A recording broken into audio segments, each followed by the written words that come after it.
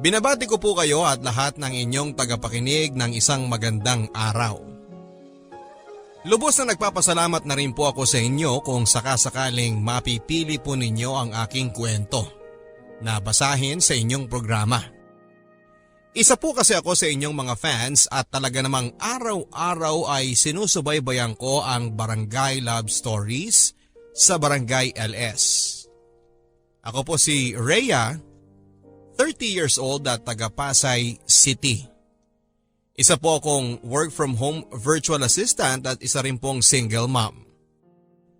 Ang anak ko po ay si Chichi ay 12 years old na. At ako po ay nabuntis sa pagkadalaga ng aking boyfriend. At sa tingin ko nga po ay dahil sa aking masamang karanasan sa naging tatay ng anak ko, kaya naman tuloy ako ay nawala na ng gana na makipagrelasyon sa mga lalaki na kasing edad ko. High school classmate ko po ang tatay ni Chichi. At matapos lang po ng isang taon na pakikipagrelasyon sa kanya, ay nabuntis niya kaagad ako. At dahil po doon ay tumigil na rin tuloy ako sa pag-aaral. At nagsama pa po kami ng isang taon.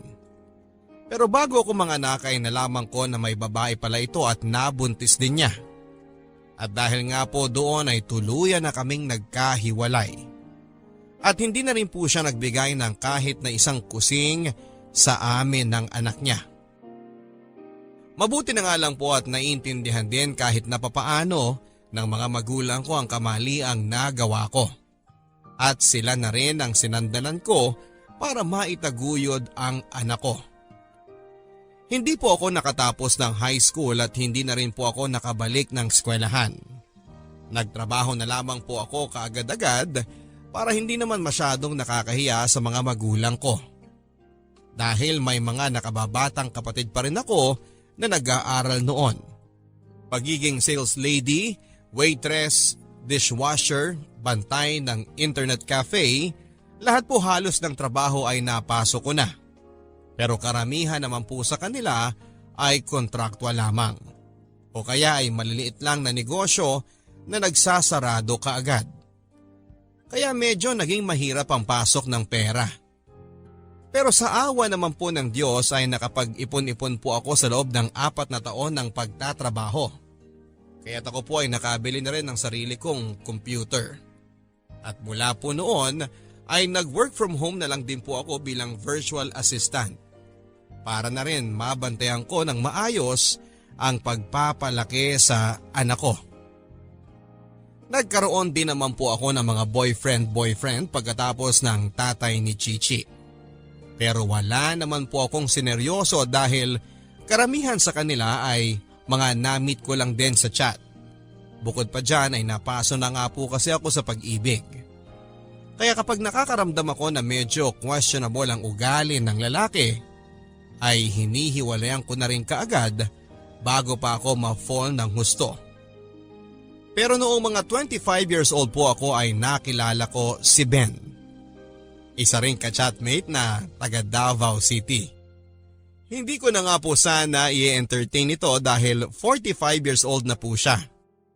At 20 years po ang aming age gap. Pero mabait, mature at magalang po siya. Hindi katulad ng ibang mga kachat ko na alam mo agad na good time lang ang habol. Bukod pa dyan ay ramdam ko na may pinagdaraanan din siya at sabik talaga siya sa makakausap.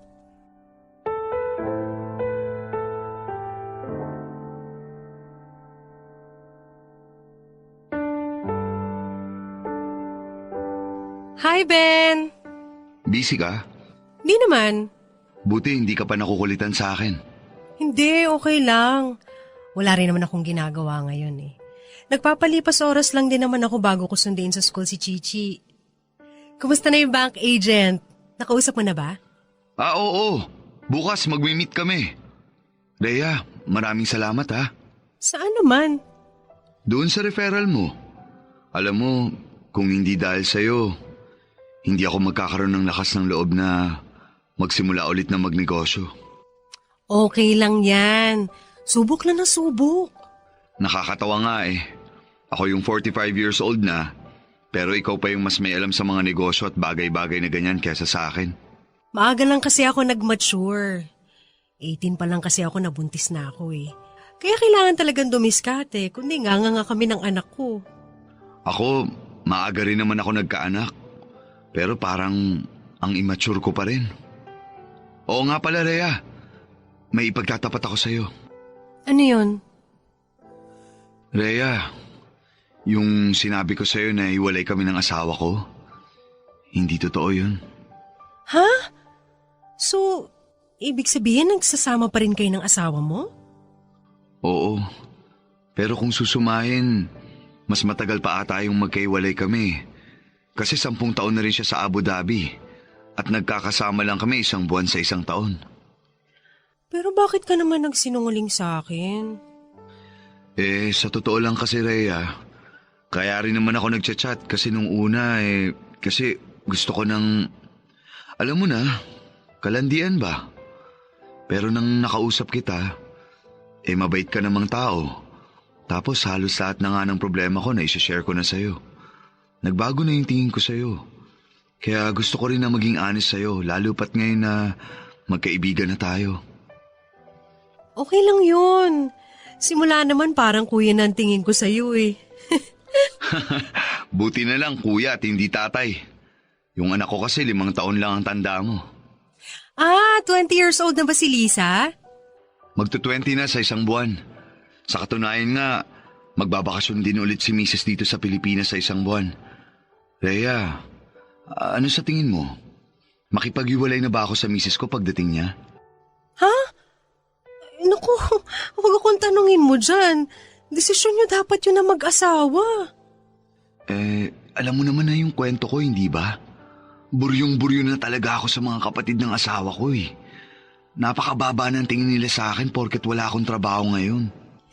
Ben, huwag ka na lang magpa-apekto sa sasabihin ng ibang tao.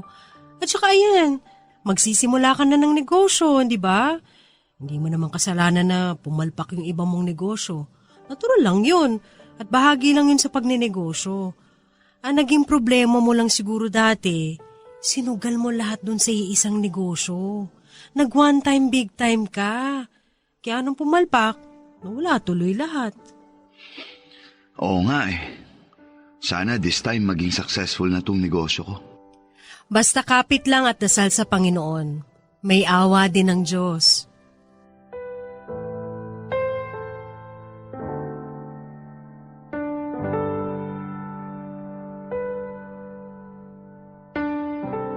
Habang tumatagal po ang aming usapan ni Ben ay nararamdaman ko na parang nafo-fall na rin po siya sa akin, Papa Dudut. At noong una ay wala rin po talagang mali siya sa kanya dahil nga sa aming age gap. Pero nang tumagal pa ng tumagal ang aming pagchat-chat ay unti-unti ko rin pong naramdaman na parang nagkakagusto na ako sa kanya. Eventually parang nalusaw nga po ang pagkakailang ko sa age gap namin. Lalo pat batang-bata ang mukha ni Ben. May itsura at para siyang medyo chubby na Zoren Legaspi. Nabawasan po ang aming komunikasyon ni Ben nang nagbakasyon sa Pilipinas ang asawa niyang si Christine. At tingin ko po ay sa puntong yon, doon ko rin na-realize na parang nagkakagusto na ako kay Ben. Dahil unti-unti na po akong nakakaramdam ng konting selo sa asawa niya. At pag kami sa mga kwentuhan namin. Pero kagaya nga po ng nasabi ko sa inyo, Papa Dudut, ay dahil kaya kong kontrolen ang aking sarili, lalo pa nga't nanggaling na ako sa isang masaklap na relasyon, ay pinigilan ko po ang aking sarili na makaramdam pa ng mas malalim sa pagkakaibigan kay Ben. 3 buwan matapos umuwi ng asawa niya. At 6 na buwan ng pagiging magka-chatmate namin ni Ben ay umamin na po siya sa akin na mahal na nga niya raw ako higit pa sa pagiging isang kaibigan. Kinabahan po ako ng sobra dahil sa puntong yon ay gano'n na nga ang nararamdaman ko para kay Ben, Papa Dudut. Nagkaaminan na po kami ng nararamdaman sa isa't isa. Pero sinabi ko po kay Ben na wala rin akong balak na makipagrelasyon sa kanya dahil ayaw kong maging third party. Sa mismong pag-uusap po namin yun ni Ben ay tinapos ko na rin po ang pakikipagkaibigan sa kanya. Pero 2 linggo matapos mangyari yon ay nagulat na lamang ako sa naging susunod na hakbang ni Ben. Rhea, may bisita kang mama nasa sala. Ha? Sino? Ben daw. Si Ben? Bakit? Sino ba yon? Wala. Kaibigan ko lang. Sige, ako na dito sa kusina. Puntahan mo na yung bisita mo. Ben, anong ginagawa mo rito? Rhea, hiniwalayin ko na si Christine. Ano? Rhea, pasensya na kung nagulat kita sa pagpunta ko rito.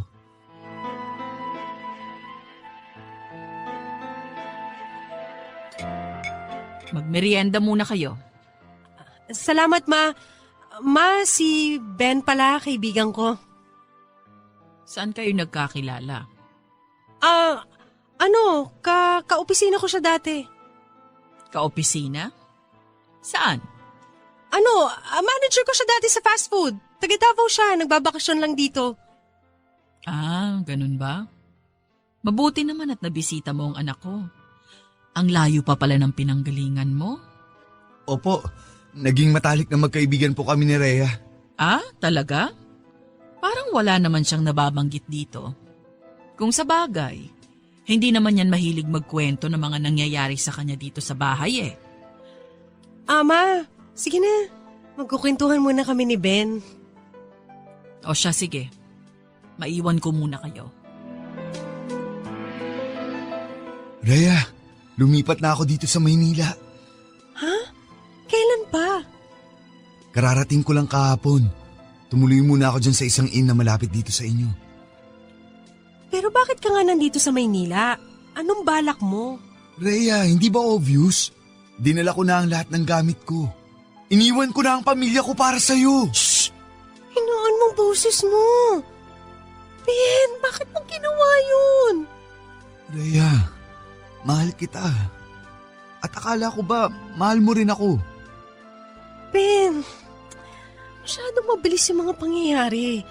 At saka kahit na anong gawin natin, kasal pa rin kayo, may mga anak ka. Magpapaanal ako.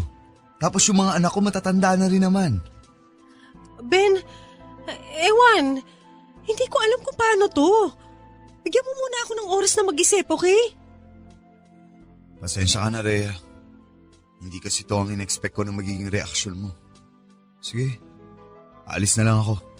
Teka, Ben! Sige, ganito. Bukas pupuntahan kita dun sa inn, okay? Bigyan mo muna ako ng oras na makahinga at mag-isip ngayon.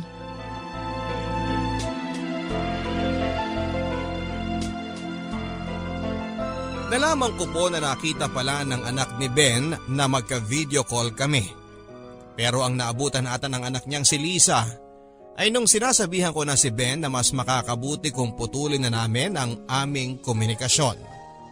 Pero sinumbong pa rin ni Lisa si Ben sa nanay niya. And eventually ay nalaman na nga ng buong pamilya ni Ben at kinuyog siya ng mga ito. At dito na nga siya ora-oradang nag-decide na magpa-Maynila para lumayo na sa kanila at piliin niya ako. Sa totoo lang, Papa Dudut, ay talaga pong nagitla ako sa ginawa ni Ben. Oo nga't napamahal na rin siya sa akin sa mga video calls at chat namin, pero nang nakita ko na siya ng aktwal at harapan ay parang doon sa akin nag-sink in ang realidad ng mga bagay-bagay. Pamilyado si Ben. At kapag pumayag ako na maging magkarelasyon kami, ay magiging kabit ako. Sa kabutihang palad ay naunawaan po ni Ben ang naging reaksyon at sitwasyon ko, Papa Dudut. Pero noong kinausap ko na siya na pag-isipang muna ulit ang naging desisyon niya at umuwi muli sa Davao ay nakita ko na desidido na talaga siya na iwanan ang kanyang naging buhay doon. Ang sabi sa akin ni Ben, kaya pumayag man ako o hindi na makipagrelasyon sa kanya, ay buo na raw ang loob niya na mananatili siya sa Maynila. Ang sabi ko naman ay pagbibigyan ko siya, pero sa kondisyon na magsisimula muli kami bilang magkaibigan. Nang nag-al sa balutan po si Ben sa Davao ay tanging ang mga damit at naipong pera lang niya ang daladala niya. At dahil wala rin naman siyang ibang kakilala o kamag-anak sa Maynila ay ako na rin po ang tumulong sa kanya para makapag-settle down. Sinamahan ko siya na maghanap ng kwartong mauupahan. Tinulungan ko na rin siya na makahanap ng trabaho na hindi po naging madali dahil may edad na si Ben. At matagal-tagal nang hindi nakakapagtrabaho. Sa awa ng Diyos ay may nakuha naman po kaming trabaho niya bilang isang ahente ng bahay. Naging maayos naman po ang mga sumunod na buwan sa estado ni Ben sa Maynila. Pero kadalasan ay naroong tinatawagan at tinetext pa rin siya ng mga anak, asawa at mga kamag-anak ng asawa niya para lang murahin at laitin. Eventually nga po ay hindi na rin nakatiis si Ben at nagpalit na rin ng numero para makaiwas na sa mga panghahara sa kanya ng pamilya at mga kamag-anak ng asawa niya. Sinarado na rin po niya lahat ng mga social media accounts niya at pinutol na ang koneksyon sa lahat ng mga kakilala niya sa Davao. At mula po noon ay parang ako na lamang ang nag-iisang natira sa buhay niya. Mga 5 buwan matapos na lumipat si Ben sa Maynila ay formal ko na po siyang sinagot Papa Dudut. Hindi ko na rin po kasi napigilan ang sarili ko nang minsang bumisita ako sa kwartong inuupahan niya. At may nangyari na nga po sa amin. Itinago ko na rin po muna sa pamilya ko ang tungkol sa amin ni Ben. Lalo pat alam ko na hindi maganda ang tingin ni Mama sa kanya. Pero eventually ay napilitan na rin po ako na i-anunsyo sa kanila ang aming relasyon. Lalo pat nararamdaman ko na nagiging seryosohan na ang aming relasyon.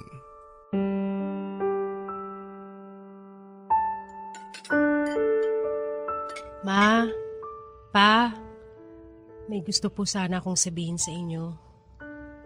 Ano yon? Kami na po ni Ben.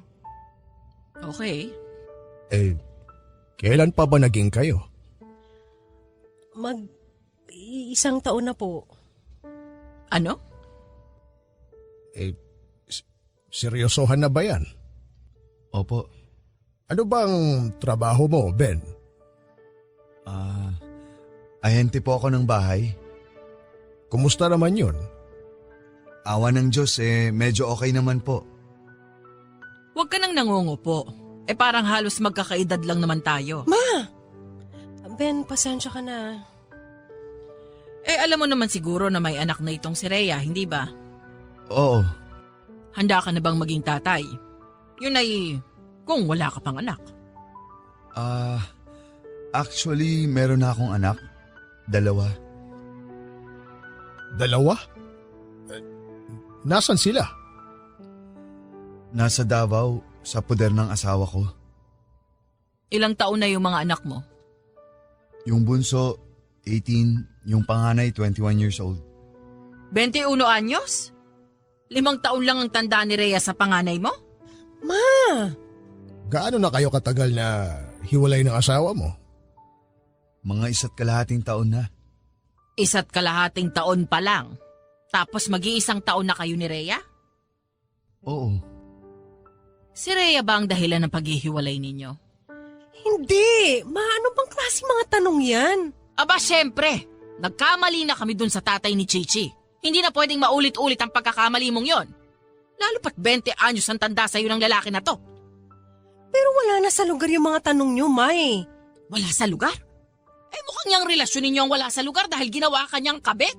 Hindi ako kabit! Rhea, Ma, tama na yan. Bakit? Napawalang bisa na ba yung kasal nila? Hindi pa. Pero bala ko nang ipaanal ang kasal namin ng dati kong asawa. Ang punto ko, habang hindi pa kayo legal na naghihiwalay ng asawa mo, mananatiling kabit mo itong anak ko.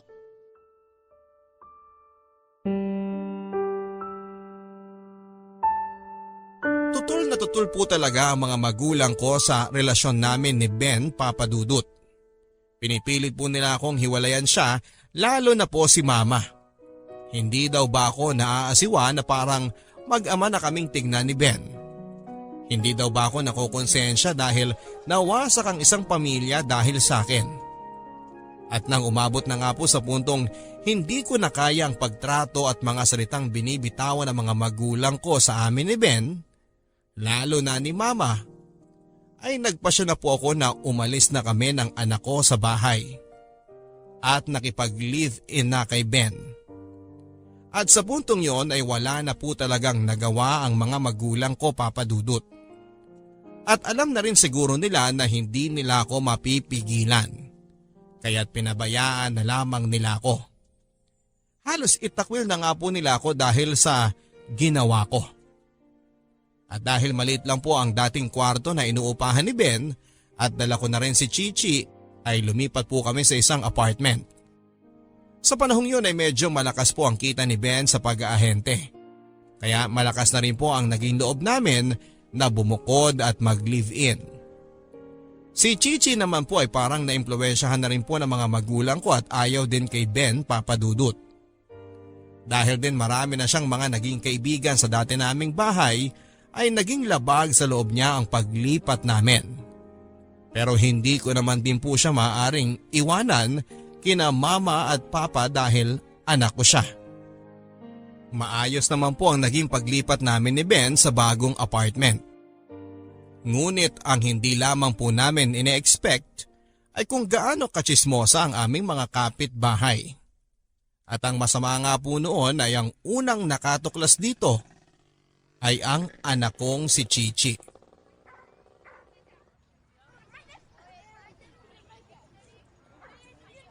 Pabili po ng barbecue.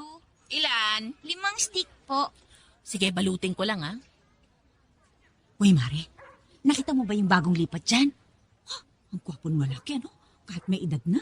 Maganda din naman yung asawa ah. Oh, asawa ba yun? Sus Maria Josep, hindi ba yung kabit? Ang bata kasi, mukhang sugar daddy. Hoy, tatay ata ng bata yun.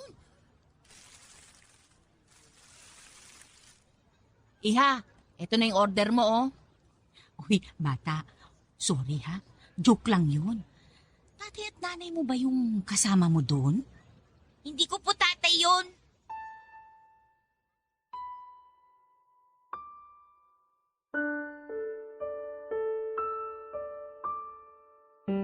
Ilagay mo na yan sa plato at magmimerienda na tayo. Oh, bakit ka umiiyak? Tinawag po kasi kayo ng kapitbahay natin na kabit. Ano? Sino yun? Tapos ang sabi pa nila, sugar daddy niyo raw po si Tito Ben. Ano po ba ibig sabihin nun? Sino yung mga yan? Doon po sa barbecuehan.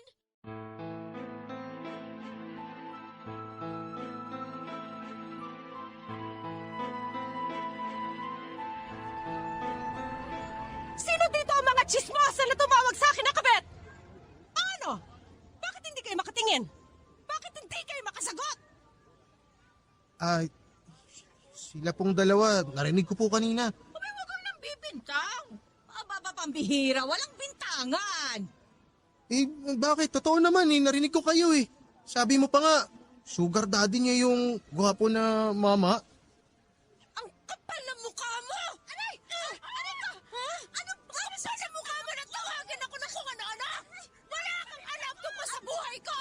Wala kang alam tungkol sa akin! Siguro nga kabit ka talaga kaya ganyan ang reaksyon mo. Ay, aray ka!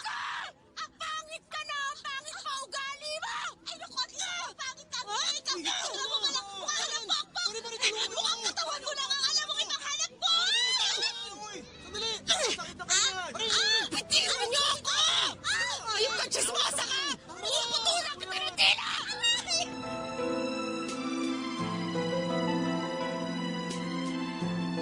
Napabarangay po kami ng kapitbahay ko na yon, Papa Dudut. At sa tanang buhay ko ay noon lang din ako ng away sa kalsada at napahiya ng ganon.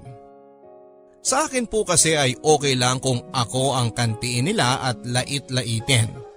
Pero yung narinig pa po ng anak ko at umuwi pa siyang luhaan dahil sa mga sinabi ng chismosa laban sa akin ay talagang nandilim ang paningin ko at halos handa na ako makipagpatayan.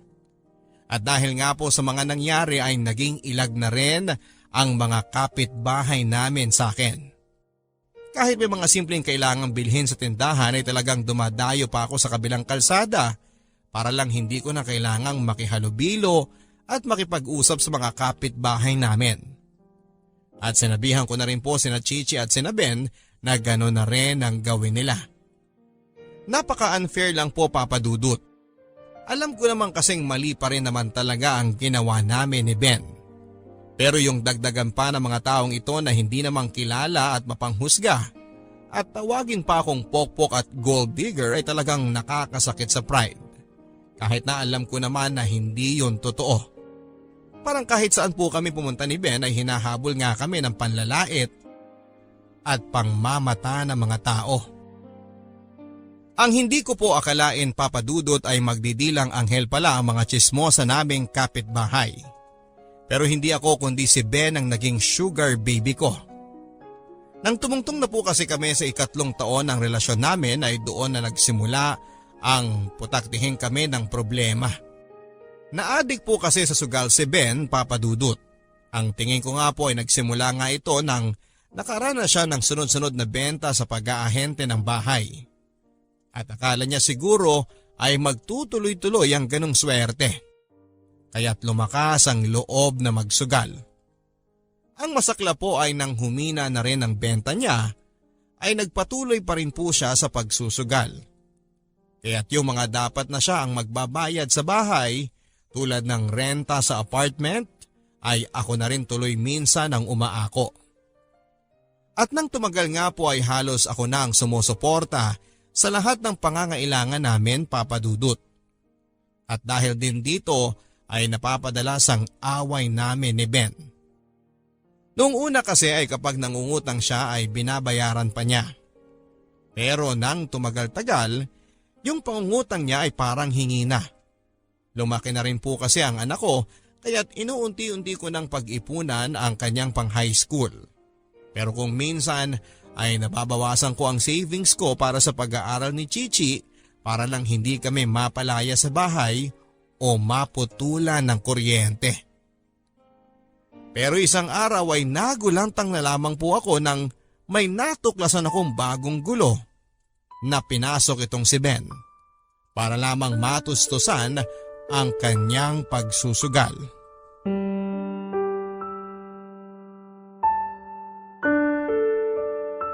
Love, Ano yun? mangungutang sana ako eh. Katapusan na, magbabayad na naman tayo ng mga bills. At saka may utang ka pa sa akin ah. Please, love. Emergency lang. Magkano ba kailangan mo? Love, 50,000? 50,000? Anong gagawin mo sa 50,000? Napasubo kasi ako eh. Napasubo saan? Sa sugal na naman? Oo eh. Nangutang kasi ako dun sa nagpapautang dun sa kasino. Ilang buwan na akong hindi nakakabayad. Love, pinagbabantaan nila ang buhay ko. Pera naman, Ben! Saan ko naman kukunin yung ganyang kalaking pera? Magsangla muna tayo. Itong TV, yung aircon. Ben naman! Hindi na nga ako magkanda uga-ugaga sa pamumroblema kung saan tayo kukuha ng pera. Tatagdagan mo pa? Nanganganib ang buhay ko, Rhea. Bakit kasi hindi ka na lang tumigil sa kakasugal mo at magtrabaho na lang? Talagang titigil na ako sa pagsusugal kapag pinatay na nila ako. Rhea, please. Paawa ka naman sa akin. Ayoko pang mamatay. Pampihira naman, Ben. Hindi naman tong buhay na pinangarap ko. Sabi mo, magpapaanak ka na sa asawa mo. Akala ko ba, yun yung priority mo kaya nag-ipon tayo ng pera? Ngayon, nasaan na yung pangakong yun? Wala na rin? Lahat ng pera mo, nilustay mo na dyan sa bisyo mo tapos ngayon idadamay mo pa ako? Maniwala ka sa akin. Mahal na mahal kita. Pero please, parang awa mo na. Pinapangako ko. Titigil na ako pagkatapos nito. Nadala na ako. Magpo-focus na lang ulit ako sa pagtatrabaho, sa pag-iipon. Pero ang mahalaga, malampasan ko muna tong problema ko na to. Please, Rhea, tulungan mo ako. Magtulungan tayo. Yung ipon ko para sa pang-high school ni Chichi, 3,000 na lang ang matitira. Mababawi natin yun. Pangako ko. Pagsisikapan ko para maibalik ang lahat ng inutang ko sa'yo. Bibigyan natin ng magandang kinabukasan si Chichi. Ben, tutulungan kita sa pagkakataong to ha. Pero sa susunod na ulitin mo pa to, hihiwalayan na talaga kita. Puro problema na lang dinadala mo sa buhay naming mag-ina. Patawarin mo ako, Rhea. Promise, titigil na ako. Kailangan ko lang na mabayaran sila. Please, patawarin mo ako. Magbabago na ako. Makakabawi ako sa problemang to. Tapos magpapaanal na ako. Tutuparin ko ang mga pangako ko sa'yo, love. Mahal na mahal kita. Maniwala ka.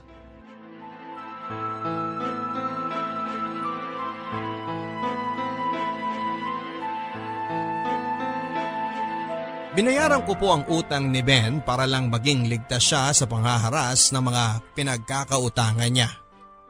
Sa awa ng Diyos ay tinutuon naman po ni Ben ang pangako niya na ititigil na niya papadudot ang pagsusugal.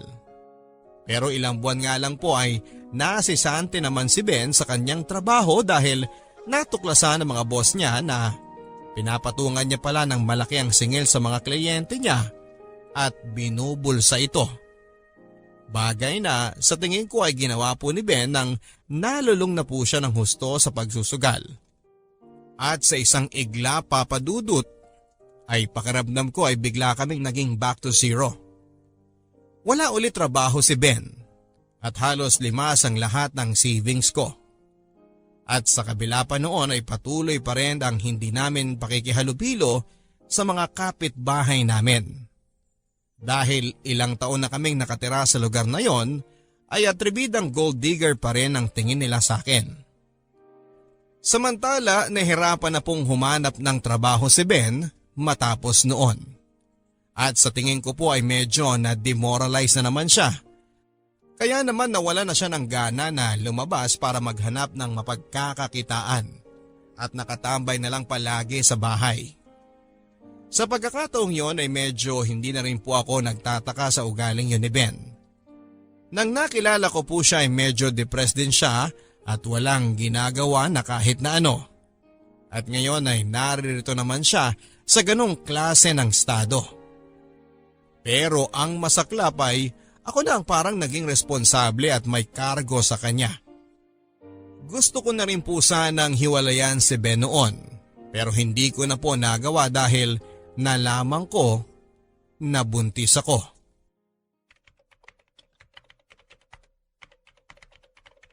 Yes, sir. I already arranged your flight to San Francisco. Okay, I'll type the letter today. Ano to? Yes, sir. Sorry, I was just surprised by something. Okay, I will send it to you ASAP.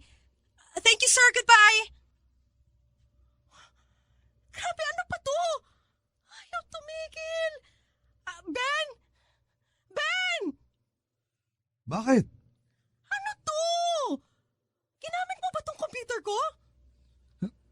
Hindi. Ano to? Tatatlo lang naman tayo dito sa bahay.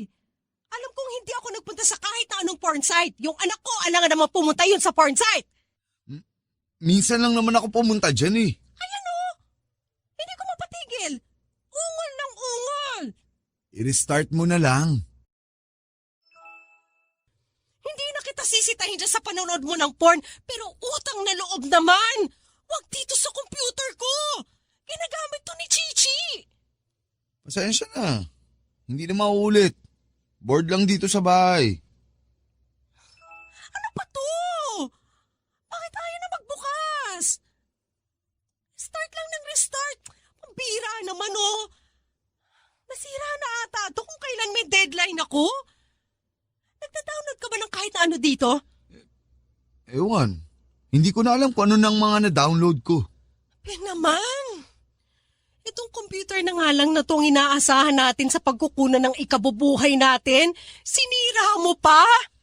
Hindi ko naman sinasadya eh. Pag nabobore lang naman ako kaya ako yan ginagamit eh. Eh bakit kasi hindi ka nalang maghanap ng trabaho? Tumatambay ka na nga lang dito sa bahay, naninira ka pa ng gamit. Grabe ka naman magsalita. Lang niya, habang tumatagal parang nagiging si Christine ka na rin eh. At habang tumatagal, naiintindihan ko na rin kung bakit kanya iniwan. Hoy, hindi ako iniwan, ako ang nang iwan. Yan ang akala mo. Pero sigurado ako, kasal nga kayo, pero matagal na siyang walang amor sa'yo. Hayop ka! Ano? Sige!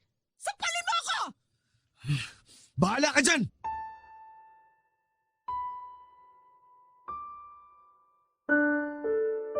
Kahit na nagsisisi po ako sa mga nabitawang kong salita kay Ben ay parang nakaramdam ako ng konting ginhawa sa dibdib ko.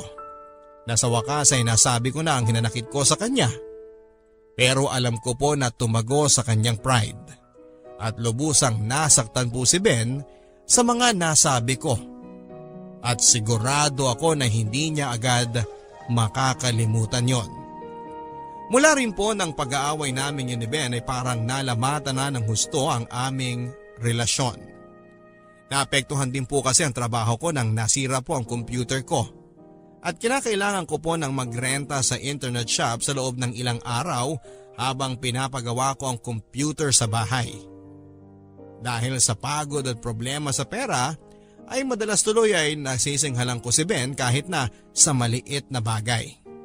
At kung hindi nga lang po ako buntis, ay baka mas naging madali para sa akin ang makipaghiwalay sa kanya. Bukod pa dyan ay tinatalo din po ako ng guilt papadudot. Alam ko po kasi na ako na lang ang natitira sa buhay ni Ben. At kapag nawala ako, natakot ako na baka tuluyan na siyang mapariwara o gumawa ng bagay na ikapapahamak ng buhay niya. Nang nagkakilala po kami ni Ben ay medyo depressed po kasi siya noon, papadudot. At dati nga ay nasasabi niya sa akin na kung minsan daw ay nakakaisip siyang magpakamatay dahil ang pakiramdam daw niya ay napakainutil niya. Dati ako po itong nagpapalakas ng loob niya at sinasabi na huwag siyang magpaapekto sa mga panlalait ng asawa at ng mga kapamilya ng asawa niya. Pero ngayon, ako na ito nagsasabi na wala siyang kwenta. At kahit na ano pong pilit na ibalik ko ang dating ako. Yung maunawain, malumanay magsalita at positive thinker, ay hirap na po akong maging ang taong yon para kay Ben. Lalo pat ngayon na ako na ang sumasalo ng lahat ng mga sablay at mga pagkukulang niya. Simula rin po ng pag-aaway namin dahil sa pagkasira ni Ben sa aking computer ay unti-unti na rin naging malamig kami ni Ben sa isa't isa. At kahit na nakakuha na po siyang muli ng trabaho bilang isang sales agent ay hindi na bumalik sa dati ang aming samahan at pakikitungo sa isa't isa. Madalas nga po ay umuwi ito ng bahay na gabi na at maaga ding umaalis kinabukasan. At napapadalas na rin po ang pag-iinom nito kasama ang kanyang mga bagong katrabaho kaya't kung minsan ay lasing pang umuuwi. Dumating na rin po sa punto na naging manhid na rin po ako sa mga ginagawa niya. Kung dati ay may enerhiya pa ako na ngal-ngalan siya, ay nire-reserba ko na lamang po ito sa pagtatrabaho. Isa pa ay iniiwasan ko na rin na ma-stress at mag-isip ng kung ano-ano para hindi na maapektuhan ang batang dinadala ko. Ang sabi ko na lang sa sarili ko, kung ano man ang mangyari sa amin ni Ben, kung mauwi rin kami sa hiwalayan ay kailangang maging malakas ako para kay Chichi at sa paparating naming anak. Pero isang araw po ay hindi ko po akalain na mumultuhin kaming muli ng nakaraan ni Ben. Nang minsang sinamahan po ako ni Ben para magpa-check up sa aming baby, ay pinaglaruan po kami ng tadhana. Hello, Ben. Pumunta ka na rito bago pa lumamig tong order mo. Sige, bilisan mo. Hi, miss. Hi. Miss, alam mo, kanina pa kita tinitingnan eh. Pamilyar ka sa akin. Ha? Ikaw medyo familiar din. Saan kaya tayo nagkita, no? Taga dito ka lang ba? Oo, Taga-Pasay lang ako. Ako kasi, taga Mandaluyong talaga ako eh.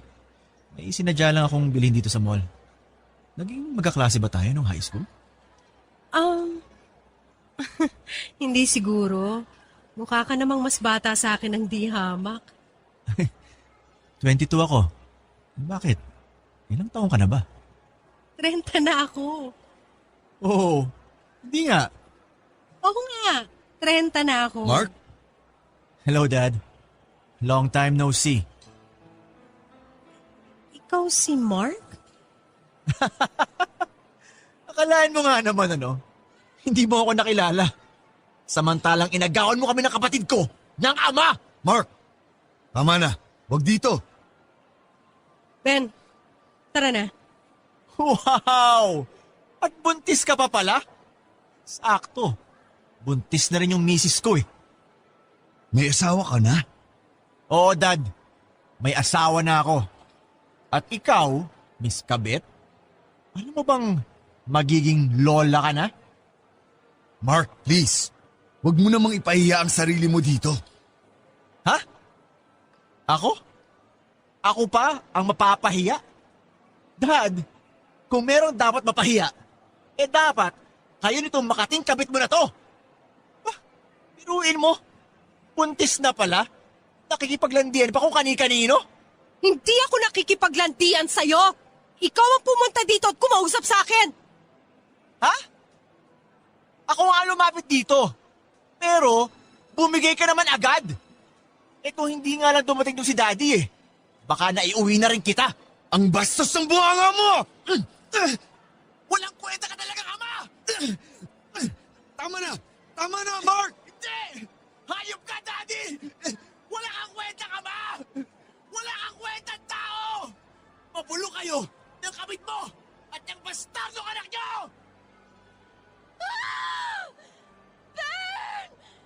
Rhea! Dinudugo ka! Tulong! Dalhin natin siya sa ospital!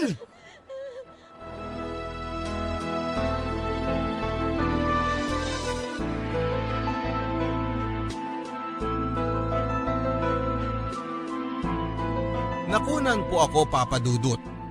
Dahil kapos rin po kami ni Ben ng pera ay napilitan po kaming manghiram sa mga magulang ko. Wala na po halos akong mukhang maiharap sa kanila nang binisita nila ako sa ospital. Kitang-kita ko po sa mga mata nila ang panlilibak nila kay Ben. At hindi na rin po nila kailangan pang sabihin sa akin ang mga salitang kita mo na. Dahil basang-basa ko na rin po yun sa mga mukha nila. Mula po kasi nang umalis ako sa bahay namin ay hindi na ulit ako nagpakita pa sa mga magulang ko. At matapos nga po ng 5 taon na niha ni Ho, na wala silang narinig sa akin ay lulunukin ko lang din pala ang pride ko. Hihingi sa kanila ng pera at sa ganong estado pa nila ako makikita na halos walang-wala talaga. Doon nga lang din po nila nalaman na buntis na rin pala ako. Matapos po ng pangyayaring yon ay nagbalik loob na po ako sa mga magulang ko. Pero mas lalo lang pong nabadshot si Ben sa kanila. At talagang gusto na nga po nilang makipaghiwalay ako dito. Aaminin ko na sa puntong yon, Papa Dudod, ay gusto ko na nga po talagang makipaghiwalay kay Ben. Lalo pat nawala na rin naman ang anak namin. Pero tinatalo po ako ng guilt at awa sa kanya. At kasama na rin po dyan yung paniniwala na baka parusa ito ng Diyos sa akin dahil sa kasalanan naming ginawa. Ilang araw ay nagkaroon po kami ng out-of-town reunion ng mga kamag-anak ko sa Laguna. At nang inalok ko nga pong sumama si Ben ay tumanggi ito dahil alam daw po niyang pagchichismisan lang kami ng mga kamag-anak ko. Hindi ko na rin po siya pinilit, Papa Dudut. At sa totoo lang ay medyo natuwa nga po ako dahil at least sa loob ng ilang araw ay wala akong poproblemahin sa buhay at makakapag-relax lang. Pero sa gitna ng aming reunion ay tinawagan po ako ng aking boss at may pinapasend na mahalagang file na nakasave sa aking computer. Kaya naman ora-orada din po akong bumaba ng Maynila para ma-send ito sa kanya. At doon ko na nga po natuklasan na habang nagsasakripisyo po ako sa relasyon namin ni Ben dahil naaawa ako sa kanya. Siya naman pala ay may milagro na ginagawa. Kanino mga gamit to? Oh, bakit may pambabaeng sapatos dito?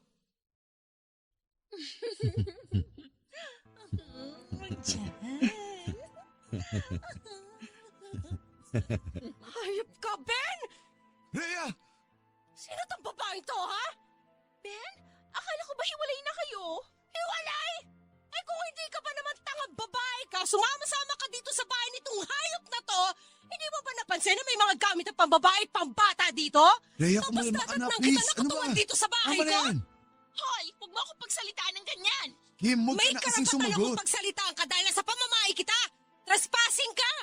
Bakit pinapakayabang mo? Eh, kabit ka lang din naman eh. Hoy! Hindi ako kabet! 5 taon nang hiwalay si Ben sa asawa niya! Ikaw! Ikaw ang kabet dahil kami nagsasama pa!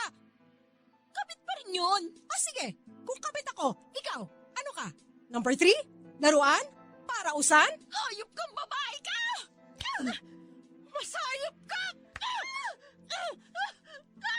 Huwag ba ako masampal-sampal? Hindi lang yun ang aabutin mo! Ha? Hayop kang babae ka! Ano ba? Tama na, Rhea! Ano ba? Tumigil na kayo! Halika rito! Ano ba? Sabi lang tama na eh! Bitawan! Rhea, ano ba? Tama na! Bitiwan mo ako, Ben! Pabayaan mo ako! Kung hindi tatara ko tong ballpen sa leg nitong kabit mo! Rhea, huminahon ka! Aray ko, bitawan mo ako! Tumahimik ka! Lakad! Rhea, anong balak mo? Buksan mo yung pinto! Anong balak mo? Buksan mo yung pinto, sabi! Aray! Ben! Buksan mo yung pinto kung di tatara ko yung ballpen na to sa mata nito kabit mo! Rhea, maawa ka. Pagsuotin mo man lang siya ng damit. Hindi! Lumabas kayo riyan ng hubad at nang malaman ng buong barangay ang katarantaduhan ninyo! Ano? Lakad! Lakad, sabi! Ikaw rin lalaki ka? Lumabas kayo dyan ng kabit mo sa kalsada. Lakad! Please, wag maawa ka. Patawarin mo kami. Labas, sabi! Ayoko na makitang pagmumukha niyong dalawa kahit kailan!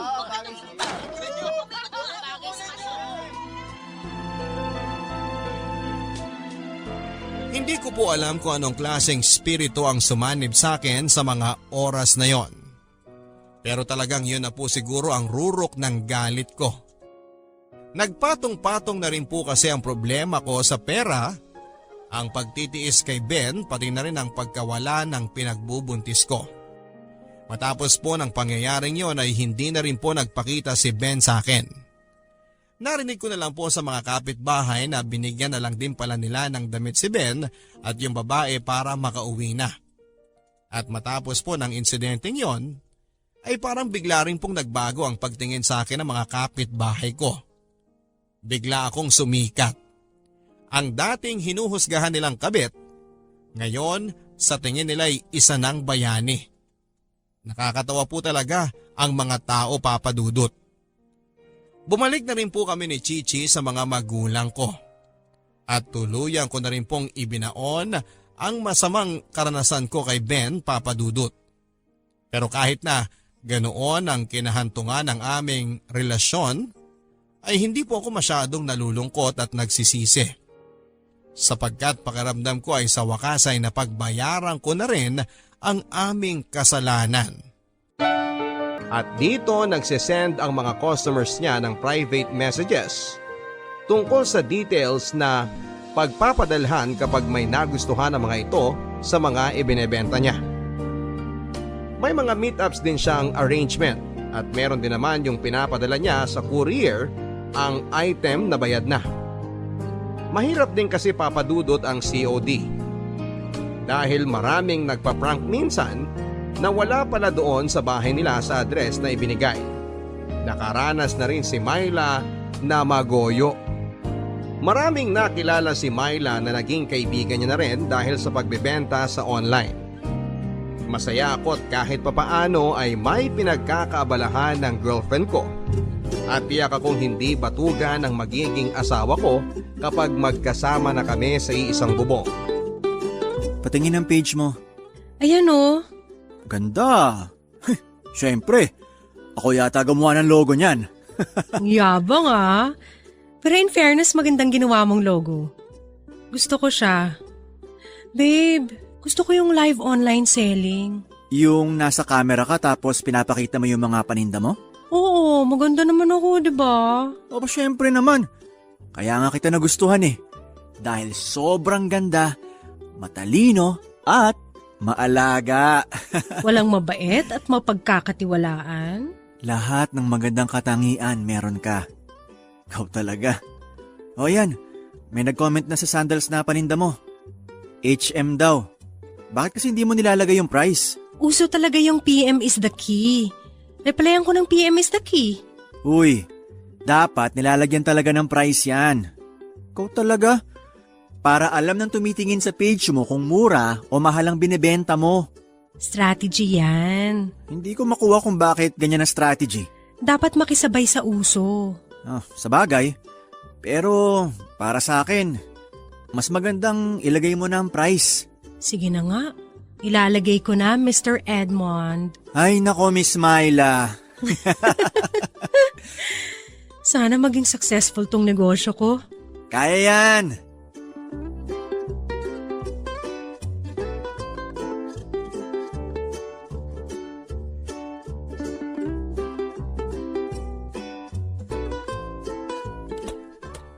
Wow! Dami mong pinapak ah. Oo nga eh, maraming bumili. Ito bayad na to, ipapaship ko. Pero itong isang to, meet up ko na lang kasi nasa Metro Manila lang naman. Gusto mo ba akong isama? Wag na, kaya ko na to. May dala pala akong ulam. Niluto ni Mama. Ibigay ko daw sa'yo. I-microwave mo na lang mamaya para mainit pagkain nyo. Si tita talaga nag-abala pa. Siyempre! Love ka kaya nun? Sandali lang babe, sasagutin ko lang tong tawag. Sige lang babe. Hello? Yes, Sir Lawrence. Ngayon mo ba i-deliver yung item, miss? Opo sir, pinapako na po yung item ninyo. Gusto ko yan. Ipak mong mabuti Siguraduhin mong maayos yan pagdating sa akin. Oo naman po, pero maingat po ako. Yan ang gusto ko, maingat. Sige sir, I'll see you around 4 p.m. po. Excited na ako dyan sa item ko. Nice to hear that, sir. Sana masatisfy kayo sa product ko. Sana. Sige, sir. Salamat ulit. Bye po. Okay, bye. Talaga bang ayaw mo akong isama? Lalaki yung kamitap mo eh. Alam mo na. Kaya kong sarili ko, huwag ka mag-alala. Para naman akong bata. Nagwo-worry lang ako para sa'yo. Salamat, babe. Pero okay lang ako. Sige, ikaw bahala. Basta kung kailangan mo tulong ko game ako. Noted. Hindi PM is the key? Ang corny mo Joke yun. Ikaw talaga. Naging busy si Myla sa kanyang online business. Minsan ay nawawala na siya ng time sa relasyon namin.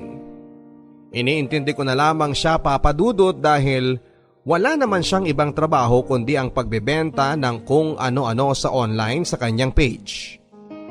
Katuwang niya ang kanyang pamangkin na college student na si Minchu sa pagmamanage ng negosyo at sa page niya. Lumaki ang online selling ni Myla papadudot at dumami rin ang mga customers niya. Patok ang kanyang pagla-live video selling. Siyempre hindi rin maiiwasan na merong mga walang magawa sa buhay na mga bastos na tao. Sinasabihan ko si Myla na i-report niya ang mga bastos para naman magtanda at hindi na umulit sa pambabastos. Dumating ang araw na parang may kakaiba kay Myla. Hindi ko lang ma-figure out pero meron talaga. Minsan gabi na rin niyang nahahatid ang ibang orders. Wala akong magawa dahil nagtatrabaho din ako sa call center ng gabi at hindi rin makakasama ang pamangkin niya dahil nag-aaral ito. Pinapanalangin ko na lamang na maging mabuti at walang mangyayaring masama sa kanya tuwing meron siyang imimit na customer. Matyaga si Myla papadudot. Iba ang energy niya sa kanyang negosyo. Pero nawawala na nga siya ng time sa akin at yung dating date namin ay hindi na nangyayari. Mutual understanding lang talaga na busy siya sa kanyang negosyo. Dumadalaw na lang ako sa bahay nila.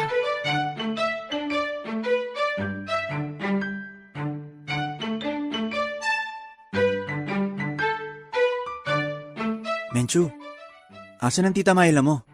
Merong ka-meet up, kuya. Pero gabi na. Saan daw? Di ko alam, wala kasi siyang sinabi kung saan. Tawagan mo na lang kaya, kuya. Sige.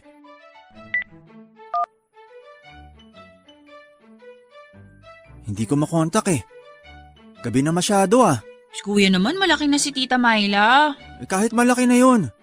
Baby ko pa rin yun at delikado no. Babae siya eh. Ano naman ngayon kung babae? Pareho lang naman ang babae at lalaki ah. Parang iniinsulto mo naman ang babae na hindi namin kayang protektahan ang sarili namin. Hindi sa ganon. Nagwo-worry lang talaga ako. Ay, sandali. Naiihi ako. Ka nakatingin sa akin. Mukha ba akong toilet? Andun yung CRO, alam mo naman eh. Umihi ka. Alam ko. Tinitinang kita kasi naalala ko yung panahon na nasa college pa kami ng tita mo. Katulad mo siya eh. Masipag mag-aral. Aba syempre, para makahanap din ako ng boyfriend na katulad mo. Char! Umihi ka na dun.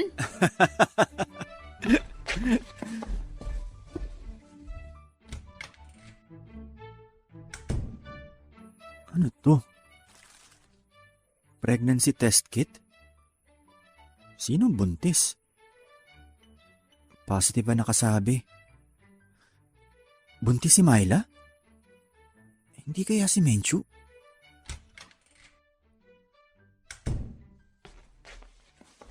Bilis mong umihi, kuya. Magic? Kanini yung pregnancy test kit dun sa toilet? Meron ba?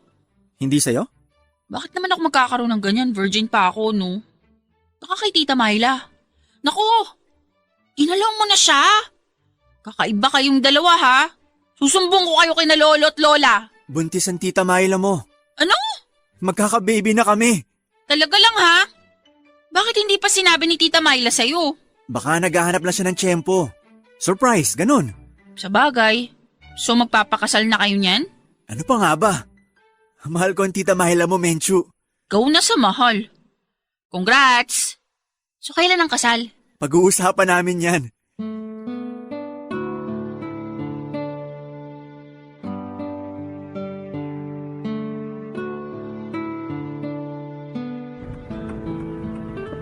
Babe, tumataba ka. Oo nga eh. Wala ka bang sasabihin? Edmond? Bakit ka ba natatakot? Alam ko na.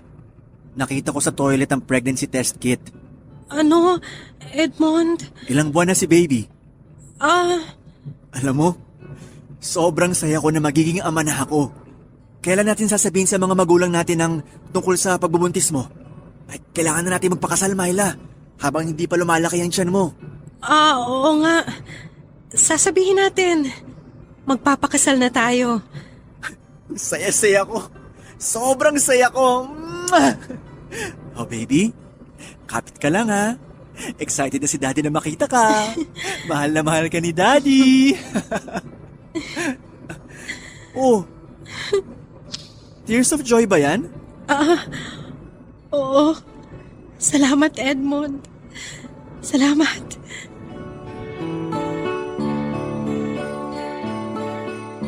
Yung confirmed na magkaka-baby na kami ng kaisa-isang babaeng mahal ko, Papa Dudut, ay sobrang saya. Lalo na noong pumayag siyang magpakasal na nga kami. Ang usapan kasi namin noon ay kapag magiging stable na kami sa isa't isa ay saka na kami magpapakasal. Ang kaso ay nabuntis ko siya at dapat kong panagutan yon. Hindi naman mahirap na ipaalam namin sa aming mga magulang ang tungkol sa pagbubuntis ni Myla. Dahil matagal na naman kaming magkasintahan at tapos na kami sa pag-aaral at may trabaho na ako. Pero Papa Dudut, may napapansin lang ako kay Myla. Parati siyang balisa at wala sa kanyang sarili. Siguro dala yon ang kanyang pagbubuntis. Maselan lang siguro kaya ganon siya nagiging masungit din. Gusto ng mga magulang namin na magkaarbo ang kasal namin. Kaya naman naisipan nila na after ng mapanganak ni Myla ang bata kami magpapakasal. Maluha-luha si Myla kapag pinag-uusapan na namin ang kasal. Tears of joy na naman pero isang malaking palaisipan sa akin kung bakit nagbago si Myla. Hindi na genuine tingnan ang mga ngiti niya. Para bang may tinatagong lungkot sa kanyang mga mata. At yon ang gusto kong alamin kung bakit. At magagawa ko yon kahit na hindi ko na sabihin ang PM is the key. Dahil engaged na ako sa babaeng mahal na mahal ko, Papa Dudut. Nakapag-decide si Myla na itigil na muna ang kanyang online selling. Hindi na siya nagpo-post ng mga panibagong item para ibenta. Ang sabi niya gusto niyang magpahinga para mas maalagaan ang bata sa kanyang sinapupunan. Natuwa naman ako dahil baby ko ang batang iluluwal na at inaalagaan na magiging maayos ang kanyang pagbubuntis. Naipanganak ni Myla ang baby namin, lalaki. Ginawa ko kaagad na junior si baby kahit ayaw ni Myla. Issue talaga kay Myla na huwag gawing junior si baby pero talo siya dahil gusto ng mga magulang namin na gawing junior na si baby. Ang napag-usapan ay isasabay ang kasal sa binyag ng anak namin. Dati, ang hilig-hilig ni Myla sa Sokmed. Pero noong magkaanak na kami, ay binura na rin niya ang kanyang account at nanatili na lamang siya sa loob ng bahay namin para alagaan si baby. Tinatanong ko siya kung magtatrabaho ba siya kapag makakalakad na si baby. Ang sabi niya ay ganon ang balak niyang mangyari. Nagtataka din ako, Papa Dudut, dahil nakikita ko pa rin ang online selling page ni Myla. Hindi niya nabura ang page dahil may ka-co-admin siya, ang pamangkin niya na si Menchu. May isang lalaking nagngangalang Lawrence ang parating nagko-comment sa mga paninda ng PM Sen. Parang araw-araw ay may comment na ganon kaya naman kinausap ko na si Menchu.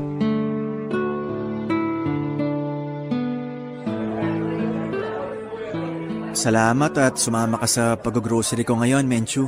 May magagawa ba ako? Joke lang, kuya. Siyempre naman. Basta may pakain at milk tea, solve na ako. Magiging pearl na yung mukha mo. Grabe naman yan. Hindi ba sa akin talaga nagmana si junior ko? Sa totoo lang ha, hindi nyo kamukha. Mana kay Tita Myla lahat. Pagiging lalaki lang naman ni baby sa'yo eh. Hindi ah. Tinatanong nyo ako tapos ayaw nyo tanggapin yung sagot ko. Oo naman. Parang nakuha ni baby yung tenga mo. Tenga lang? Ilang milk tea ba per body part, ha? Ay, nako, Menchu. Teka, hindi ba co-admin ka ng online store ng Tita Myla mo? Oo, pero hindi ko na pinapansin. Si tita kasi talaga humahawak nun eh. Patingin nga ng page. Bakit? May titinan lang ako kung paano ba ginagawa yung online selling na yan. Akin na yung cellphone mo. Dali. Gusto ko makita kung anong nakalagay na command kapag admin ka ng isang online selling page. Sige. Eto oh. Pwede mong iswitch ang account ko sa account ng page. Sige. Ganito pala? Umorder ka pa? Galante mo ngayon, kuya. Siyempre naman. Kuya, okay ka lang? Oo. Lalim ng iniisip mo ah. Gusto mo bang buhayin ang online selling ni Tita Myla? Basta game ako, milk tea lang. Pag-iisipan ko. Sige.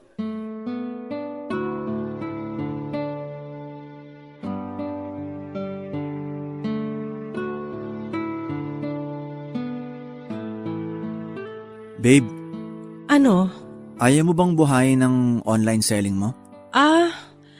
Magtatrabaho na lang ako. Dati kasi, lakas ng energy mo para sa online selling mo eh. Bigla-bigla ka na lang nawala ng energy. Hindi ba ang sabi ko sa'yo, ang focus ko na yung pagbubuntis ko? Ngayon, naipanganak mo na si baby. Pagod ako, babe. Gusto ko matulog. Ikaw na muna magbantay sa bata. Ayoko na rin mag-online business. Dami manloloko dyan. Nakakapagod na rin makipag-usap sa mga siraulo. Dapat seller, sure buyer relationship lang naman yon. Kapag hindi sure, wag na kausapin. Ganun lang naman yun eh. Bakit ba, Edmond? Nabibwisit ka na ba dahil ikaw lang ang kumikita sa ating dalawa? Hayaan mo. Maghahanap ako ng trabaho kapag nakakalakad na si baby. Hindi naman sa ganon. I trust you. Edmond, alam ko ang gusto mong tukuyin. Pwede ba? Sabihin mo na lang na gusto mo akong pagtrabahuhin para kumita ng pera para may ka-share ka sa pagbabayad ng bills. Bakit pa ba ako nabuntis? Yun nga eh. Bakit ka nagpabuntis? Sinisisi mo ko, ganun ba? Hindi mo alam ang pinagdadaanan ko. Bukas na tayo mag-usap. Pagod ka, di ba? Edmond naman eh! Sige na. Magpahinga ka na. Sa loob-loob ko, Papa Dudut, ay nagngingit-ngit na ako sa galit dahil ang babaeng pakakasalan ko ay may ibang karelasyon. Si Lawrence na isang customer niya sa online selling na iniiwasan na niya. Tinignan ko ang mukha ni Lawrence at ang mukha ng junior ko. Kaya pala hindi ko kamukha ay kamukha pala ni baby si Lawrence. Kaya pala parang balisa si Myla at hindi niya kaagad pinaalam sa akin ang tungkol sa pagbubuntis niya.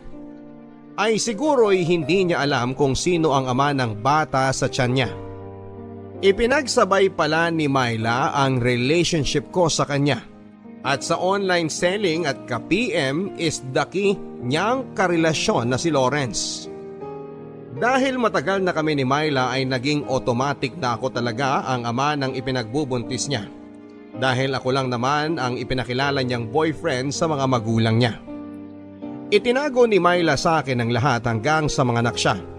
At parang pinagtatawanan ako ng iba dahil hindi ko kamukha ang bata.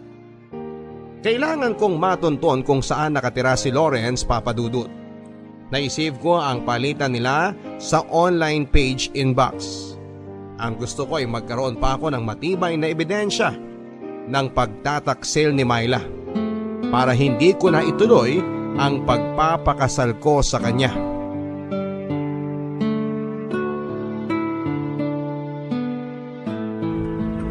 Kuya, yung milk tea ko baka nakakalimutan mo. Hindi nasa listahan na yon. Hirap pa magkaroon ng asawa, kuya. Kahit live-in pa lang kayo ni Tita Myla. Kasi nag-iipon pa kayo para sa sosyal na kasal. Kung ako, di na ako magpapakasal ng sosyal. Sobrang gastos lang din yan. Hindi rin naman assurance ang kasal na magsasama talaga ang dalawang tao habang buhay di ba? Ang dami mong alam Mas dadami yan kapag may milk tea na yan. Alam mo bagay sa'yo? Papainumin kita ng isang drum ng milk tea. Uy, gusto ko yan. Ikaw talaga. Ay, himala. Anong himala? Huh? May social media na ulit si Tita Myla? Patingin. Paano mo nalaman? Sinearch ko. Baka kasi bumalik. Pero bago na pala. Huwag mo na lang siyang sabihan about dyan. Ako ang gumawa niyan. Ha? Bakit? Gusto ko na kapag kasal na kami, yan ang magiging account naming dalawa. Wala na kaming sikreto. Dapat dyan, Myla Edmond. Parang apelido lang ang pangalan ko, di ba? Ganun? Oo na nga. Pero sige, di ko sasabihin. Alam mo na. Oo na. Hindi ka ba nagsasawa sa milk tea mo na yan? Ay, hindi po.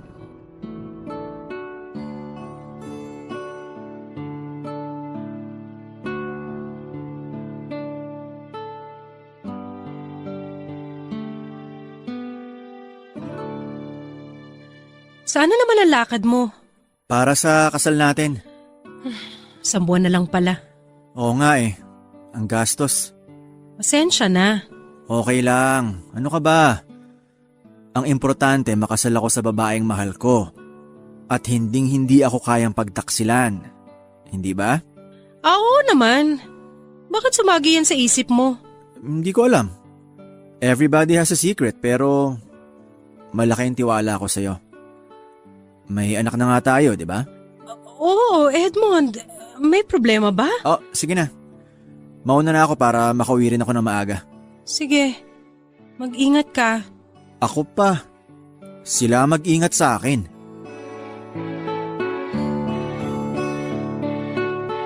Parang gusto ko nang sabihin kay Myla na alam ko na ang sekreto niya pero kailangan kong magtimpi, Papa Dudut. Gusto kong makaharap ang lalaki na dahilan kung bakit nagtaksil sa akin si Myla. Bakit kailangan pang humantong sa ganito ang lahat? Ang simpleng PM is the key ay naging daan sa isang pagtataksil. Patuloy pa rin ang paghahanda ng lahat para sa kasal at sa binyag ng anak ni Myla. Masakit sa dibdib ko tuwing nakikita ko ang bata, ang bunga ng kanilang pagtataksil. Nalaman ko kung saan nakatira si Lawrence, Papa Dudut. Gusto ko nang lusubin ang bahay niya at bibigyan ng malakas na suntok ko. Nagngingit-ngit ako sa galit, parang makakapatay ako ng tao, Papa Dudut. Ang hirap pala kung alam mo nang niloloko ka at alam mo kung sino ang mga taong nanloloko sa'yo. Umaapoy sa galit ang loob ko. Ito na yung pagkakataon kong kumprontahin si Lawrence. Sinira nila ang masayang buhay ko. Sinira nila ang plano ko sa buhay, Papa Dudut.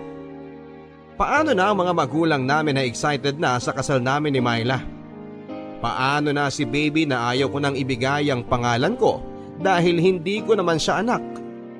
Paano na ang gastos ko para sa binyag at sa kasal na isa palang malaking scam? Abala na ang lahat dahil malapit na ang kasal at binyag, Papa Dudut. Hindi ko pa masabi na ayaw kong ibigay ang pangalan ko. Nagdadalawang isip pa rin ako kung itutuloy ko ang pagpapakasal kay Myla o hindi. Hindi po biro na patatawarin ko na lamang siya sa ginawa niyang panloloko sa akin. Dahil sa loob ng maraming taon na nakikipagrelasyon ako sa kanya, ay hindi ako gumawa ng bagay na ikakasakit ng puso niya. At naging tapat ako sa kanya, Papa Dudut. Nakipag-message ako kay Lawrence gamit ang dami na SOCMED account ni Myla. Tumawag siya. Ang sabi ko bilang si Myla na huwag tumawag dahil kasama ko parati ang boyfriend ko. At ayaw kong malaman na makikipagkita ako sa kanya. Nangyari ang tagpong ito 1 linggo na lamang bago ang itinakdang kasalan namin ni Myla, Papa Dudut. Walang kaalam-alam si Lawrence sa akin at ako lang ang nakakakilala sa kanya. Lumapit ako at nagpakilala akong boyfriend ni Myla.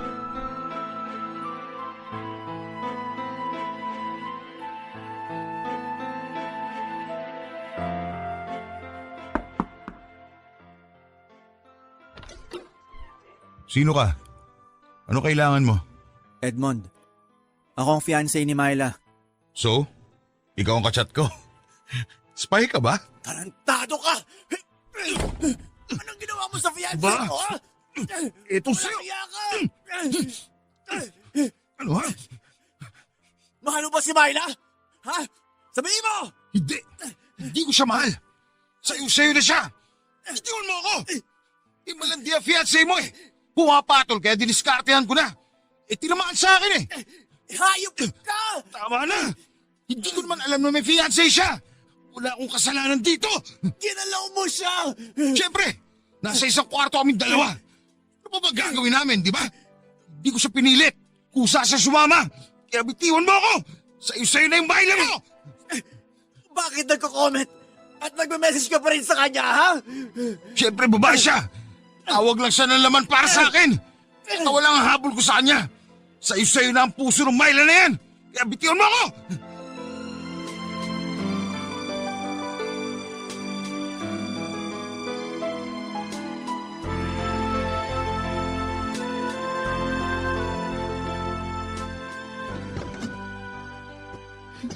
Hi, Kuya. Oh, Kuya, anong nangyari dyan sa mukha mo? May nakasuntukang kumag. Paano na yan? Kasal mo na sa susunod na linggo ah. May magbabago ba kung ganito itsura ko? Ayan na naman tayo eh. Hindi ba ang puso naman ang pinag-iisa tuwing kasal? Nabugbog ka lang, di ka nakatira ng katol no? Pamilk tea ka na lang, Kuya. Hoy, ano nangyari sa'yo? Gusto mo ako na mag-drive? Alam mo, Mahal ko yung tita Myla mo. Oo naman. Bakit kuya? May bala ka bang hindi ituloy ang kasal dahil sa pagkakabugbog mo? Pwede naman siguro. Pangit mo ngayon eh. Parang hindi kaya ng concealer yan. Ang gusto ko lang naman, ang umibig ng tapat. At ibigin ako ng tapat. Yun lang naman eh. Sabihin mo nga, ano pang problema? Alam kong honest ka. At marunong ka magtago ng sikreto. Oo naman. Menchu, may ibang lalaki ang tita Myla mo. We, Nakaharap ko. Kaya itong nangyari. di ako naniniwala. Baka nagkamali ka lang. Maling akala lang yan. Sa palagay ko, siya ang tunay na ama ni Baby. Hala, Kaya yung tukso nyo na parang walang minana sa akin si Baby. Dahil hindi talaga akong ama ni Baby. ano ba yun? Totoo? Sinabi ko kay Menchu na nagpaplano na akong sabihin kay Myla na alam ko na. Ang hindi ko lang alam kung mapipigilan ko ang sarili ko na kainin ng galit dahil sa lahat ng kawalang hiyaan na ginawa niya sa akin, Papa Dudut. Ang sabi ni Menchu na pag-isipan kong mabuti ang lahat at huwag magpadalos-dalos sa desisyon. Na mas magandang pakinggan din ang side ni Myla kung bakit niya nagawang pagtaksilan ako at ano pa talaga ang nangyari between her at kay Lawrence.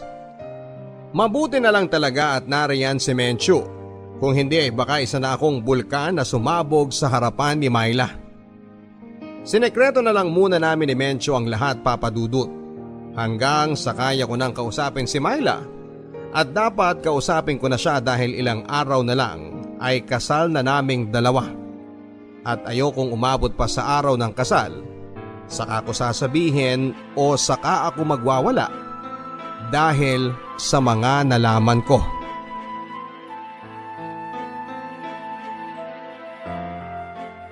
Gabi na, napadalaw ka pa. May mga tinapos lang ako kaya medyo ginabi. Si Junior mo tulog na. Kanina pa. Hindi siya magulo ngayong araw kaya hindi ako masyadong na-stress sa kakabantay sa kanya.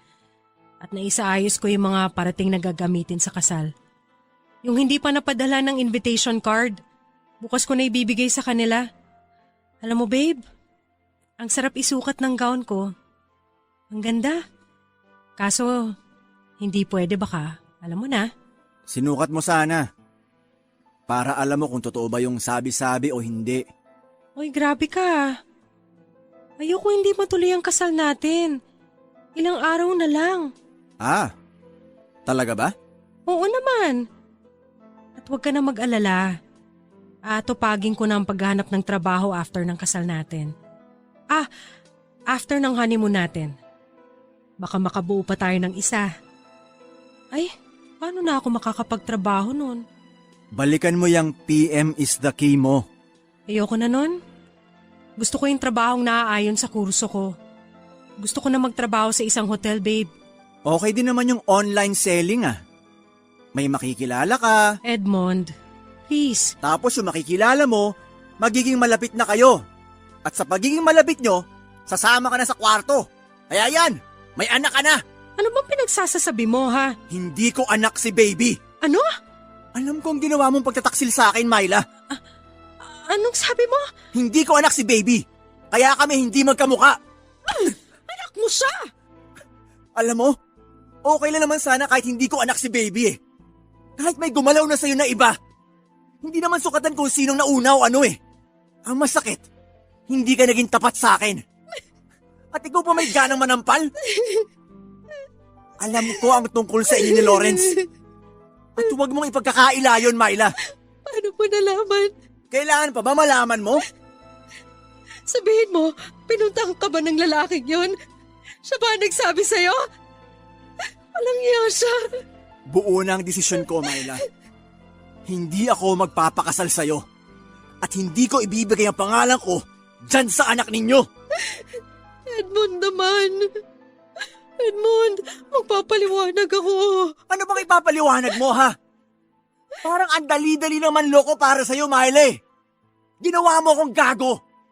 Ginago mo ako! Edmond! Hindi mo deserve ang pagmamahal ko. Huwag mo ako iwan. Tama. Oh, please. Bitawan mo ako. Mag-usap muna tayo. Edmond! Baka sa lalaki mo. Edmond! Bitaw! Please! Edmond!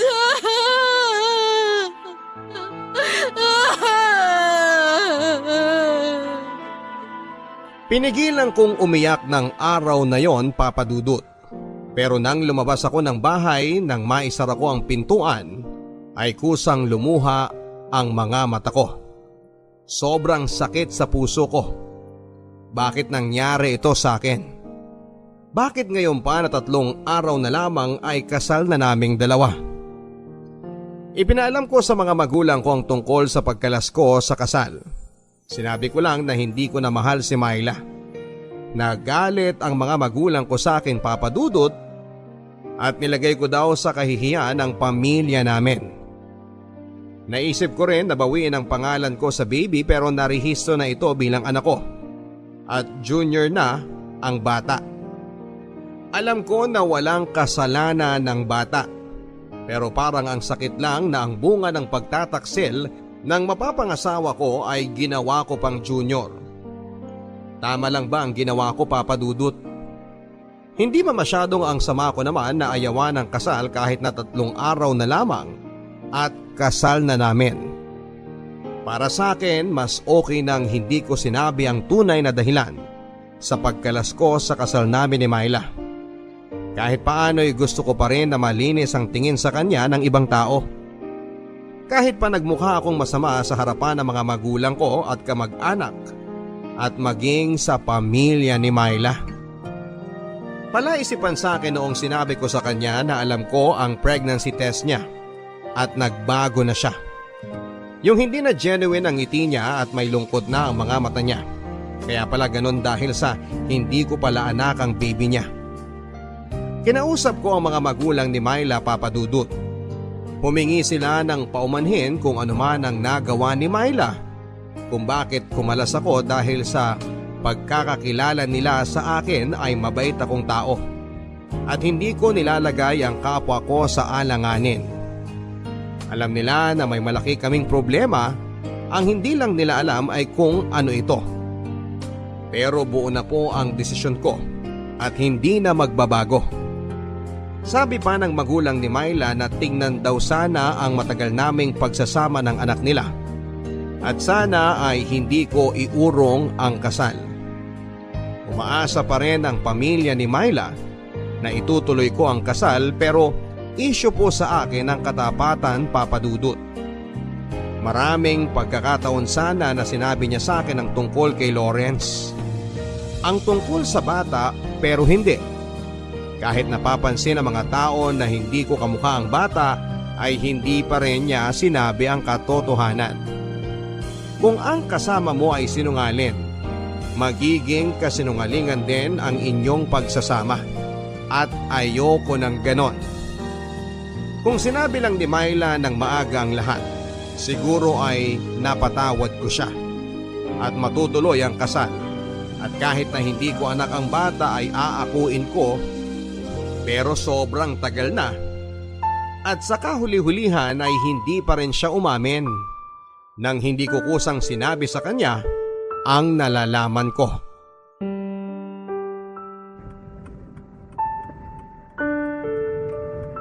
Kuya, parang naaasiwa na akong kasama ka. Di mo naman ako kadugo eh. Wala na kayo pati ni tita. Bukas na sana yung kasal niyo eh. Talaga bang hindi na matutuloy? Ayaw mo na talaga? Ayoko na. Wala na. Kuya, baba mo na ako dito. Hindi. Ihahatid kita sa bahay nyo. Kailangan kahit mali o may nagawang kasalanan ng tita ko, sa kanya pa rin ako dapat kakampi. Alam mo, takot akong magkajowa kasi maraming hindi matitinong lalaki.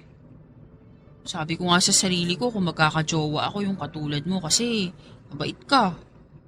Deserve mo yung maging masaya, kuya. Deserve din ng tita ko na maging masaya. Sana naman bigyan mo pa siya ng pagkakataon. Pag-isipan mo. Konting oras na lang oh. Pag-iisipan ko. Pag-iisipan ko, Menchu. Alam mo naman yung number ko, tawagan mo lang ako. Sasamahan ko lang sa pag-iyak yung tita ko. Sige na, baba mo na ako. Magtataksi na lang ako. Sigurado ka ba talaga? Oo, baba mo na lang ako. Okay, sige.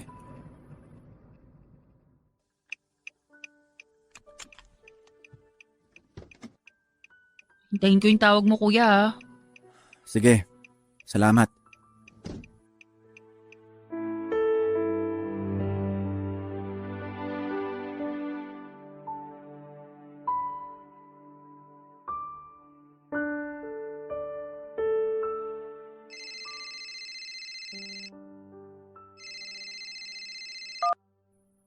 Hello, Menchu? Kuya, puntahan mo kami. Nandito kami ngayon sa ospital. Ano? Bakit? Si Tita Myla naglaslas ng pulso. Ano? Sabi ko naman sa'yo, tumawag ka eh. Ba't hindi ka tumawag? Ba't ang tigas ng puso mo? Ba't ayaw mo magpatawad? Di ba ito lang naman yung kasalanan ng tita ko? Alam kong malaking kasalanan to, pero mahal ka ni tita. Isang ospital! I-text mo sa akin ang address. Pupunta ako ngayon na. Kuya, please, punta ka na. Oo! Pupunta na ako!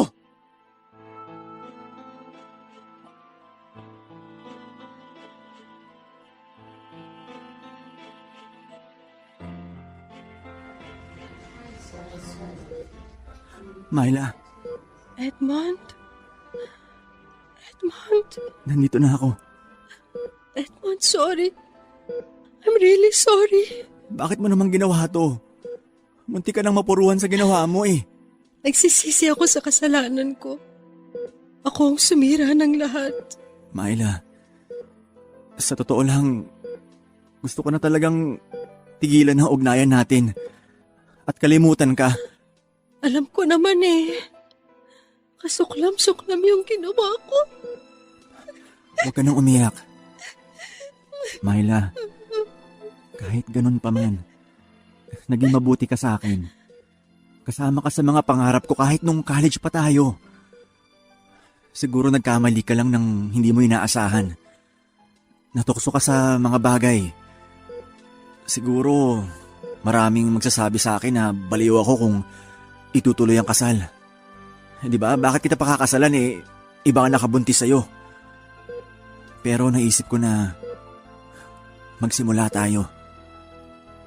Anak ko si Junior. Kahit ano pa man ang mangyari. Kalimutan na natin ang nakaraan. Magsimula tayo ulit. Edmond? Talaga? Sasabihan ko sila na dito na tayo magpapakasal sa loob ng ospital. Huwag ka nang umiyak. Matutuloy ang kasal natin. Edmond? Edmond? Salamat sa pagmamahal. Mahal na mahal na mahal na mahal kita.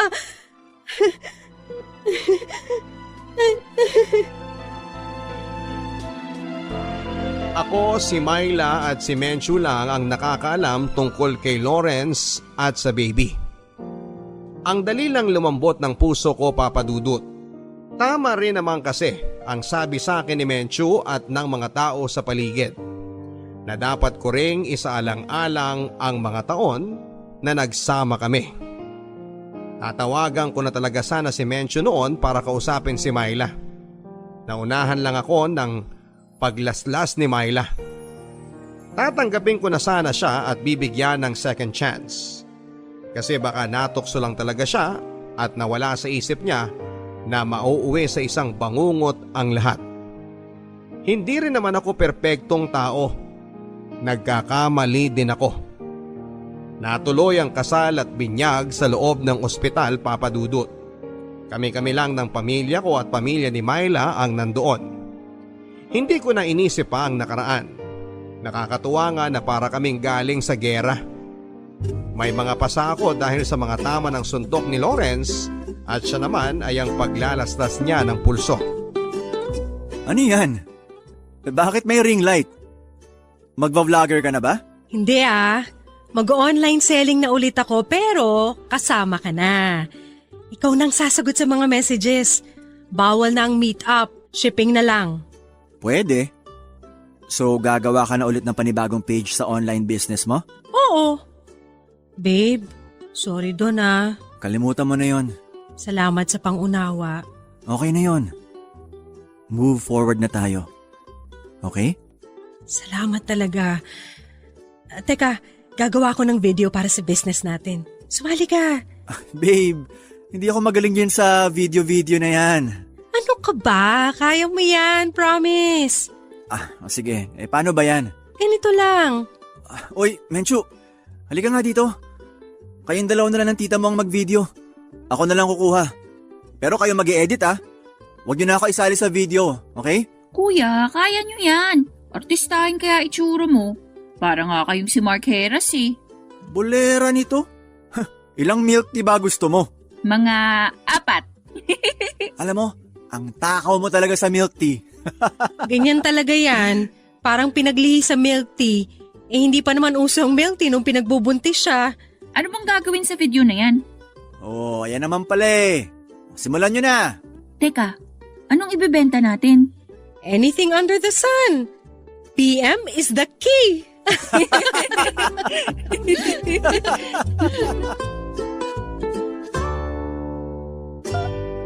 Wala na kaming balita kay Lawrence Papadudut. Hindi ko na rin inisip na hindi ko anak ang junior namin. Masaya ako sa pamilya ko sa ngayon kahit na minsan itong muntik nang masira at hindi matuloy na magiging asawa ko si Myla. Sana kahit papaano ay may nakuhang aral ang ating mga kapuso sa ibinahagi kong kwento. Naging successful ang online selling namin ni Myla, Papadudut. Si Menchu naman ay tapos na rin sa kolehiyo. Hindi muna siya nagtatrabaho at ang online selling muna ang inatupag niya dahil malaki po ang kinikita namin. Marami po kaming naging customers, ang iba po ay nagiging reseller na rin namin sa probinsya. Minsan ang isang negosyo ay bumagsak kasama ang moral ng tao at minsan naman ay umaangat. Dapat alam natin kung papaano paggalawin ang isang business, mapa-online man ito o hindi, at kapag may pinapatakbo kang negosyo, huwag mong sakyan ng ibang business na ikakasira ng business mo at ng buhay mo.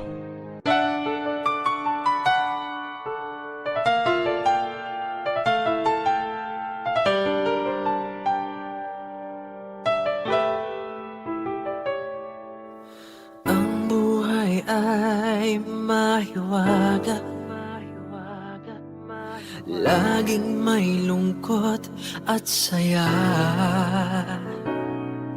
sa Papadudut Stories. Laging may karamay ka.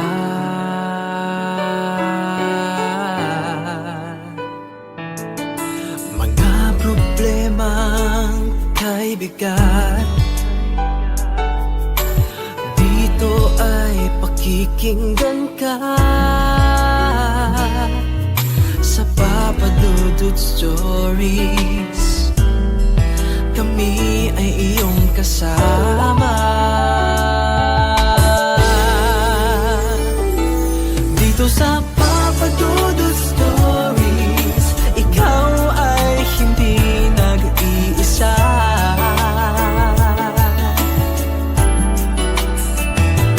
Dito sa Papadudut Stories, may nagmamahal sa'yo. Papadudut Stories, Papadudut Stories.